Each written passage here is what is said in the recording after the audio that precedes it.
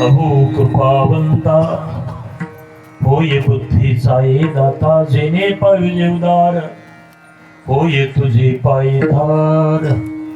प्रस्तुत हरिचिंतनासाठी निवडलेला अभंग जगातील सुप्रसिद्ध साधू जगदवंद्य जगद्गुरु जगत उद्धारक श्रीमंत श्री तुकोबरा यांचा मागणीपर प्रकरणातील अभंग आहे. शिवेचे निमित्त प्रतिवर्षाप्रमाणे चालू असलेला अखंड हरिनाम सप्ताह मौजे कवळगाव आश्रम गावकरीचे प्रयत्न कार्यकर्त्याचं वैचारिक नियोजन अर्थात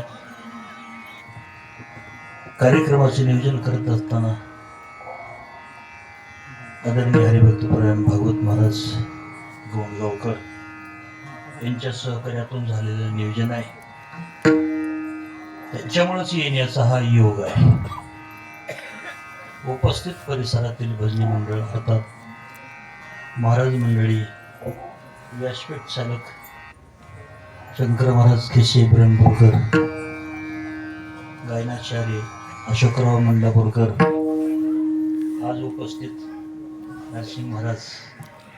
आता बाकी सर्वांची काही नावं पाठ नाहीत बरं का. आता उद्यापासून पाठ करायचा प्रयत्न करेल. मृदंगाचार्य परभणी का मृदंगाचार्य गायनाचार्य श्रोते मंडळी या सर्वांच्या सहभागातून चालू असलेला आपला वारकरी संप्रदायाचा हा उत्सव आहे. करत आहे आपल्याकडे उत्सव दोन प्रकारचे असतात. एक उत्सव असतो देव येण्याचा, दुसरा उत्सव असतो साधू जाण्याचा. साधूच्या जाण्याच्या निमित्तानं उत्सव आणि देवाच्या येण्याच्या निमित्तानं उत्सव, दोनच खरे उत्सव असतात.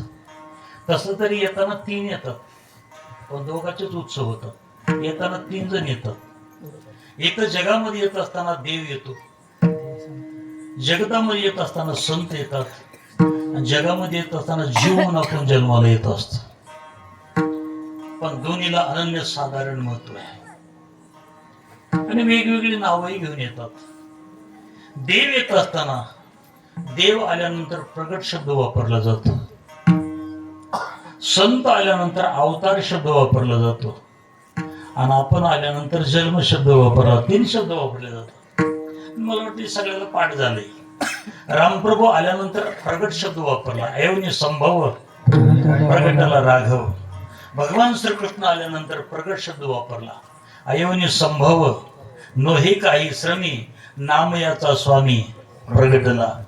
आणि भगवान नरसिंह जन्माला आल्यानंतर खांबी नारायण अर्थात आपण प्रगट शब्द वापरत असतो.